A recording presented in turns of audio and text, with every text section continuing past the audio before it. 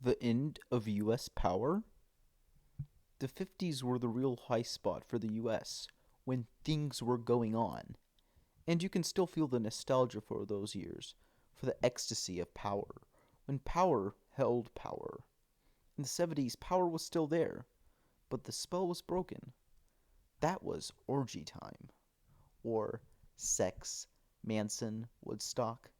Today, the orgy is over. The US, like everyone else, now has to face up to a soft world order, a soft situation. Power has become impotent. But if America is now no longer the monopolistic center of world power, this is not because it has lost power, but simply because there is no center anymore. It has, rather, become the orbit of an imaginary power to which everyone now refers. From the point of view of competition, hegemony, and quote unquote imperialism, it has certainly lost ground. But from the exponential point of view, it has gained some.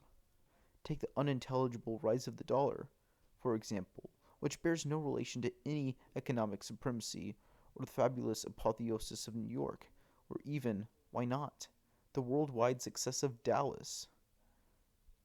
America has retained power, both political and cultural, but is now power as a special effect. In the image of Reagan, the whole of America has become Californian, exactor and ex governor of California that he is. He has worked up his euphoric, cinematic, extroverted, advertising vision of the artificial paradises of the West to all American dimensions. He has introduced a system where the easy life exerts a kind of blackmail, reviving the original American pact of an achieved utopia. It seems, in fact, that the ideal combination described by Tocqueville has come apart.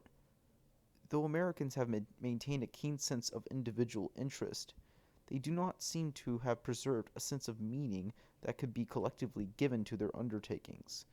Hence the current crisis, which is deep seated and real, and whose likely outcome seems to be a shift toward the rehabilitation of a collective principle, a set of values that would orient behavior in a virtually spontaneous way and could present itself as an ideal resultant of all the various forces in play. What we see here is the success of Reagan's illusionist effort to resurrect the American primal scene. America is back again. Left brittle by the Vietnam War, which was as unintelligible to them as the eruption of little green men in a cartoon strip, and which, incidentally, they dealt with as though it were a cartoon, as something remote from them, a television war, with no understanding of the world's condemnation of their actions, and only able to see their enemy, since they are achieved utopia of goodness, as the achieved utopia of evil, communism. They have taken refuge in the tranquility of the easy life, in the triumphal illusionism.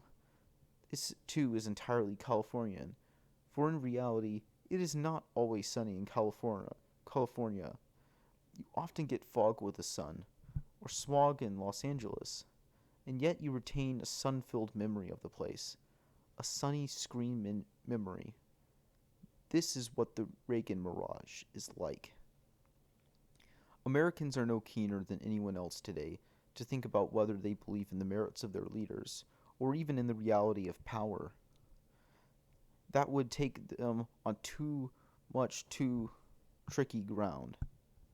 They prefer to act as though they believed in them, on condition that their belief is not taken too much for granted.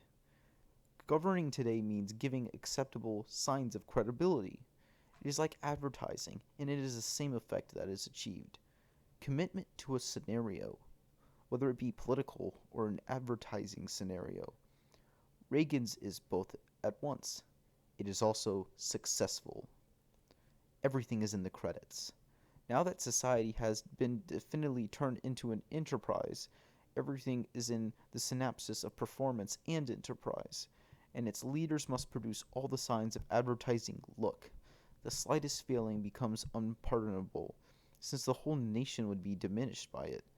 Even illness can be part of this look, as, as for example with Reagan's cancer. By contrast, political weaknesses or stupidity are of no importance. Image alone counts. This consensus around simulation is much less fragile than is commonly thought, since it is far less exposed to any testing against political truth. All our modern governments owe a kind of political metastability to the regulation of public opinion by advertising. Mistakes, scandals, and failures no longer signal catastrophe. The crucial thing is that they be made credible and that the public be made aware of the efforts being expended in that direction. The marketing immunity of governments is similar to that of the major brands of washing powder. No one keeps count of mistakes made by world's political leaders anymore, mistakes which, in days gone by, would have brought about their downfall. No one minds these now within our present system of simulation of government and of consensus through indifference. The people no longer take pride in their leaders, and the leaders no longer pride themselves on their decisions. The tiniest bit of window dressing is all that is needed to restore market confidence. Take, for example, the operation in Grenada, which followed the 300 deaths in the Lebanon. Risk-free scenario, calculated production, artificial event, success ensured. And the two events, Lebanon and Grenada, bore witness to the same political unreality. The one, a terrorist act, was completely beyond control. The other, a total fake, was too much under control. Neither had any meaning as far as the art of government is concerned. Both were equally vacuous, as empty as today's political arena. There is this same self-advertisement, this same cult of the credit titles in the new Reagan generation. Dynamic and euphoric, rather generating dynamism and spreading euphoria. They say neither happiness as a new idea, nor success as a compelling one, since they already have all these things. They are not the militants of happiness and success, but its sympathizers. The generation that has come from the 60s and 70s, but had rid itself of all nostalgia for, all bad conscience about, and even any subconscious memory of those wild years. The very last traces of marginality excised as if by plastic surgery. New faces, new fingernails, glossy brain cells, the whole topped with a tussle of software. A generation neither fired by ambition nor fueled by the energy of repression, but completely refocused upon themselves, in love with business, not so much for profit or prestige as for its being a sort of performance, a technical feat.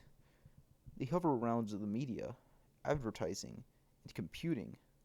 They are not the ogres of business, but the foot sloggers of showbiz, for business itself has become showbiz. Clean and perfect. The yuppies, their joyous readaptation sings out in their very name. There has been no heart-rending reappraisal to separate them from the preceding generation, just an exorcism, an amnesia, an absolution, the mildly unreal process of forgetting that follows an event that is too intense to deal with. The yuppies are not defectors from revolt. They are a new race, assured, amnestied, exculpated, moving with ease in the world of performance, mentally indifferent to any objective other than that of change in advertising. Advertising everything: products, people, research, careers, lifestyle. One might have expected the orgy of the 60s and 70s to throw up a mobile, disenchanted elite, but that has not been the case. The members of this elite, at least in their own publicity, see themselves as mobile and enchanted. Their enchantment makes mild forms. They are motivated, but not impassioned. Whether in business, politics, or data processing, they present themselves as causally effective. Their slogan might well be, "You can't have your money and spend it too. You can't have your cake and eat it too. You can't eat your wife and fuck it too. You can't live and have your living too." But this easy life knows no pity. Its logic is a pitiless one. If utopia has already been achieved, then unhappiness does not exist. The poor are no longer credible. If America is resuscitated, then the massacre of the Indians did not happen. Vietnam did not happen. While frequently frequenting the rich ranchers or manufacturers of the West, Reagan has never had the faintest inkling of the poor in their existence, nor the slightest contact with them. He knows only the self evidence of wealth, the tautology of power, which he magnifies to the dimensions of the nation, or indeed of the whole world. The have nots will be condemned to oblivion, to abandonment, to disappearance pure and simple. This is must exit logic. Poor people must exit. The ultimatum issued in the name of wealth and efficiency wipes them off the map. And rightfully so, since they show such bad taste as to deviate from general consensus. That poverty, which was until recently being relieved, which was still within the orbit of subsidized socialization, has now fallen within a scope of presidential decree. It is as though the last judgment has already happened. The good have been found virtuous, the others have been cast out. No need for goodwill any more, no need to feel guilty. The third world, which no one mourns, has been obliterated. After all, it only serves to give the rich a bad conscience, and all efforts to save it were certain to end in failure. That is all over. Long live the fourth world, the world which you can say, right, utopia has arrived. If you aren't a part of it, get lost. The world that no longer has the right to surface, the disenfranchised, who have no voice and are condemned to oblivion, thrown out to go off and die their second class deaths. Disenfranchising. You lose your rights one by one. First your job, then your car, and when your driver's license goes, so does your identity. The entire swaths of the population are falling into oblivion, being totally abandoned. Enfranchisement was an historical event. It was the emancipation of the serfs and slaves, the decolonization of the Third World, and, in our societies, the various social and political rights, workers' rights, the vote, sexual liberation, and the rights of women, prisoners, and homosexuals, things which today have been won everywhere. Human rights have been won everywhere. The world is almost entirely liberated. There's nothing left to fight for. And yet, at the same time, entire social groups are being laid waste from the inside. Individuals, too. Society has forgotten them, and now they are forgetting themselves. They fall out of all reckoning, zombies condemned to obliteration, consigned to statistical graphs of endangered species. This is the fourth world. Entire sectors of our modern societies, entire countries in the third world now fall into this fourth world desert zone. But whereas the third world still had a political meeting, even if it was a resounding worldwide failure, the fourth world has none. It is trans-political. This is a result of our societies withdrawing political interest, of our societies withdrawing social interest, of that excommunication which affects precisely the communications-based societies, and it is true on a worldwide scale. It can only be compared to thousands of tons of coffee that were burnt in railway engines to keep up the world price, or to those members of primitive tribes considered surplus to requirements who were led off like lemmings by some prophet towards the ocean where they disappeared. The policies of governments are themselves becoming negative. They are no longer designed to socialize, to integrate, or to create new rights. Behind the appearance of socialization and participation, they are desocializing, disenfranchising, and ejecting. The social order is contracting to include only economic exchange, technology, the sophisticated and innovative. As it intensifies these sectors, entire zones are disintensified, becoming reservations, and sometimes not even that. Dumping grounds, wastelands, new deserts for the poor, like the deserts you see forming around nuclear power stations or motorways. Nothing will be done to save them, and perhaps nothing can be done, since enfranchisement, emancipation, and expansion have already taken place. There are therefore none of the elements here for a future revolution. What we see here are merely the inescapable resorts of an orgy of power, in an irreversible concentration of the world that has followed upon its extension. The only remaining question is this: what situation will result from this progressive disenfranchisement? which is already taking a violent turn under Reagan and Thatcher. Reagan's popularity gives us all food for thought. But should we first establish what type but we should first establish what type of confidence he is accorded. It is almost too good to be true. How can it be that every defense has fallen before him? How can it be that no mistake or political reversal damages his standing, and that, paradoxically, his failures even improve it, which infuriates our French leaders, for whom things are the other way around. The more intuitive and goodwill they show, the less popular they become. But the point is precisely that the confidence placed in Reagan is a paradoxical confidence.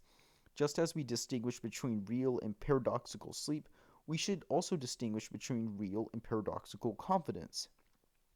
The former is granted to a man or leader on the basis of his qualities and his success.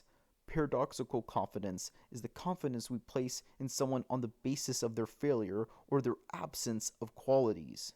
The prototype of this confidence is the failure of prophecy, a process that is well known from the history of messianic and millenarian movements, following which the group, instead of denying its leader and dispersing, closes rank around him and creates religious, sectarian, or ecclesiastical institutions to preserve the faith. Institutions all the more solid for deriving their energy from the failure of the prophecy. This supplemental confidence never wavers because it derives from the disavowal of failure. Such, making all due allowance, is the amazing aura that surrounds Reagan's credibility, which necessarily makes one think that the American prophecy, the grand prospect of utopia on earth, combined with world power, has suffered a setback, that something of that imaginary feat that was to crown the history of 2 centuries has precisely not been realized, and that Reagan is a product of the failure of that prophecy. In Reagan, a system of values that was formerly effective turns into something ideal and imaginary.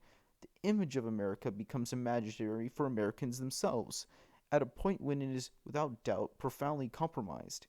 This transformation of spontaneous confidence into paradoxical confidence and achieved utopia into an imaginary hyperbole seems to me to mark a decisive turning point. But doubtless things are not this simple, for I'm not saying that the image of Americans is deeply altered in the eyes of the Americans themselves. I'm not saying that this change of direction in the Reagan era is anything other than an incidental development.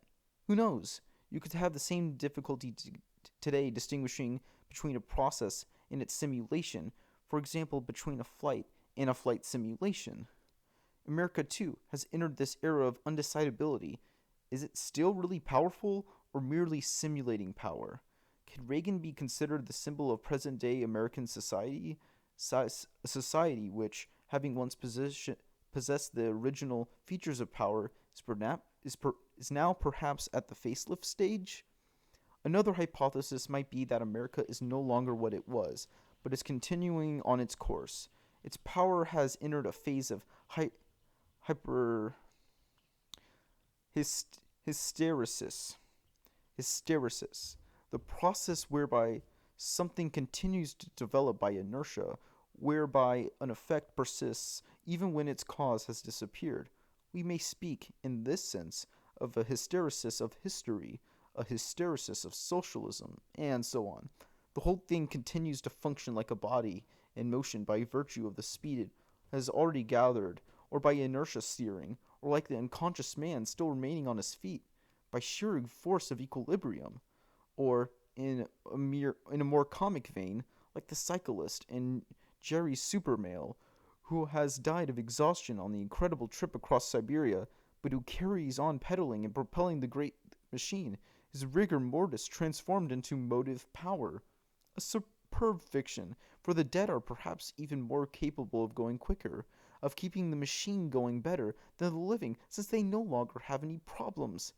Might America not be like Jerry's 5-man bicycle? But here again, though it seems quite clear the American machine has suffered something like a break in the current, or breaking of the spell, who can say whether this is the product of a depression or the supercooling of the machinery? America is certainly suffering less than Europe from the phase of convalescence that grand ideas are going through, or from the decline in historical passions, for these are not the motor of its development.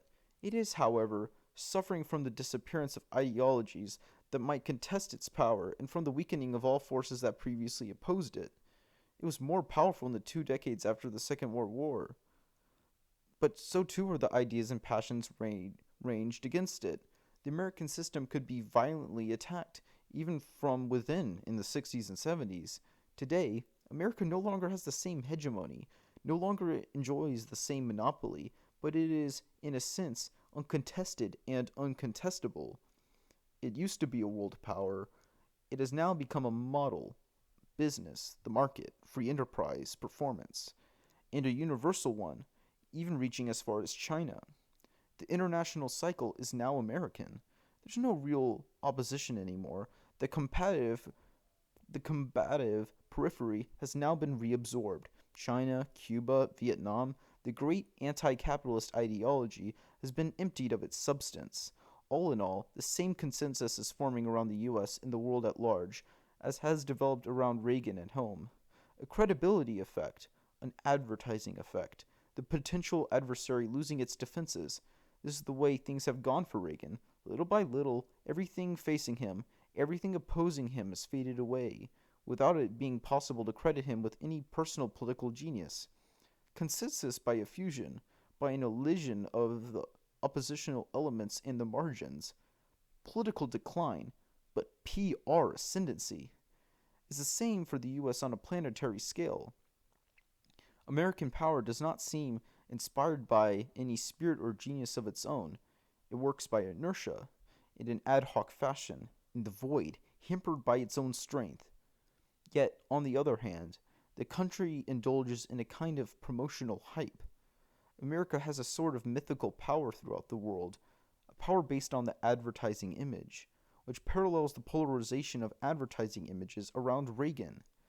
It is in this way, by this kind of added value of exponential, self-referential, through ultimately unfounded credibility, that an entire society becomes stabilized beneath a profusion of advertising. The flooding of the dollar on the world marketplace is the symbol and finest example of this. Yet it is a fragile metastability, as much externally as on the domestic political stage.